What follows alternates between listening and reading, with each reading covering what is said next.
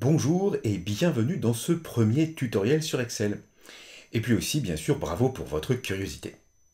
Alors, vous devez d'abord savoir que le fichier que je montre en ce moment à l'écran, donc son nom est ici, il s'appelle Excel Initiation C1V1 pour cours 1 vidéo 1. Eh bien, en tout cas, ce fichier, vous pouvez tout simplement et à tout instant le télécharger depuis le site.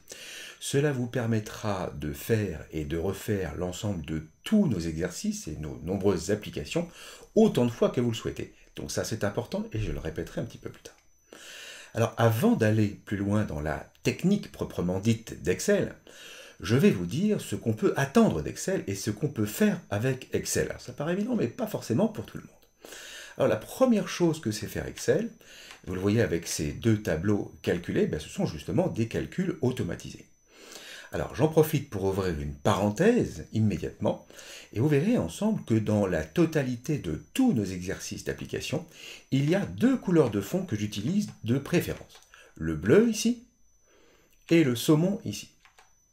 Eh bien, sachez désormais que c'est une technique que j'utilise depuis longtemps, et je vous invite à le faire aussi chez vous ou en entreprise.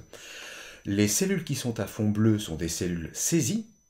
D'accord, donc j'ai copié-collé depuis notre base de données où j'ai tapé avec mon clavier des chiffres. Donc à fond bleu, les cellules qui sont saisies. Et sur fond saumon, les cellules qui sont dites calculées.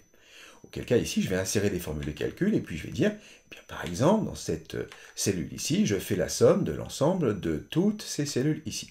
Donc en fond bleu, les saisies. Et en fond saumon, les cellules calculées. Et donc attention, ici, on a des formules de calcul, donc on n'efface pas. Voilà, ce sera tout le temps pareil dans tous nos exercices. Donc la première chose que sait très bien faire Excel, en effet, c'est automatiser et modéliser des calculs.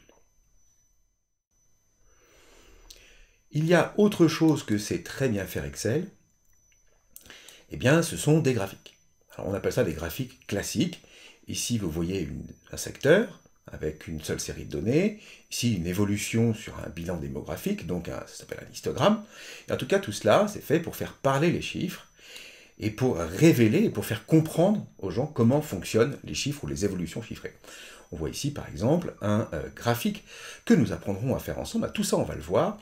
Un graphique ici qui a donc deux séries de données. L'une est en R, la rose, et l'autre est en bleu. C'est une courbe du coup qui a été également lissée. Excel a également une facilité naturelle, si je puis dire, à faire parler les chiffres et à aider vos collègues potentiellement à comprendre vos feuilles qui contiennent des chiffres. Regardez ici, ce tableau contient plein de chiffres, on n'y voit pas grand-chose, mais grâce ici à une simple mise en forme conditionnelle de couleur orange, eh bien on sait tout de suite que Bill a fait plus que 100% de son objectif, mais on voit également que Peter est un petit peu en difficulté. Donc voilà un exemple très simple de mise en forme conditionnelle. Nous allons travailler ensemble sur ce sujet.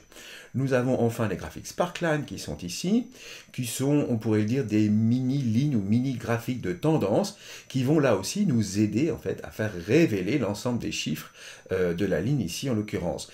Et avec cet exemple tout simple, nous allons aider nos collègues de travail, par exemple, ou nous-mêmes, à comprendre quelle est l'évolution des ventes dans une année pour chacun des commerciaux ici.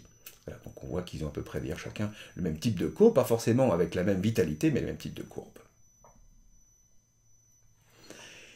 Il y a une dernière chose que sait très bien faire Excel, alors ce n'est pas prévu dans ces tutoriels, mais peut-être dans un autre, on verra, c'est la gestion des données. Excel est tout à fait capable de mettre des données proprement dans des colonnes, on appelle ça des collections de données, donc des bases de données, et puis de faire des tris, et de faire des filtres, et de faire, par exemple ici sur la droite, des sous-totaux automatiques. Donc cela est tout à fait dans les cordes d'Excel, et cela donne lieu à un autre module de cours. Et enfin, vous en avez certainement parlé, et simplement pour votre information, Excel est aussi capable de faire des tableaux croisés dynamiques et de partir d'une énorme base de données ici très peu compréhensible et d'arriver en quelques clics à un résumé qui va nous aider à comprendre, par exemple ici, le chiffre d'affaires par continent et par année. Il y a une dernière chose que j'ai envie de vous dire et je vais remonter tout en haut volontairement du document. Et je vais ici cliquer sur ce lien car si vous êtes un petit peu plus curieux et si vous avez un moment, vous cliquerez dessus et vous irez voir que Excel, malgré sa très grande puissance de calcul, a aussi des limites. Donc je vais vous en donner quelques-unes. J'ai préparé ici l'onglet. Donc Excel a quelques limites. Vous devez tout de même savoir, hein, je vais faire bref là-dessus, mais vous devez le savoir qu'il y a 1 million de lignes de disponibles en hauteur. Hein, donc vous irez tout en bas, vous serez là à la 1 millionième et quelques lignes. Donc il y a seulement, entre guillemets, 1 million de lignes dans Excel et 16 000 colonnes. Donc vous serez de toute façon bloqué à ce niveau-là. Très bien. Nous avons ici un nombre maximum de caractères qu'une cellule peut contenir. Donc vous ne pourrez pas dépasser 39 000 caractères. Si jamais vous avez des envies de ramener des éléments dans des blogs ou des choses comme ça. Et puis une dernière chose que vous devez savoir, enfin souvent on me pose la question, c'est le nombre maximum de feuilles par classeur. Mais en fait vous n'êtes pas limité. Vous êtes limité avec simplement la mémoire vive de votre ordinateur, mais je pense que vous n'atteindrez jamais les limites du nombre de feuilles. Donc vous n'êtes pas limité, si jamais le besoin se présente, sur le nombre de feuilles par classeur.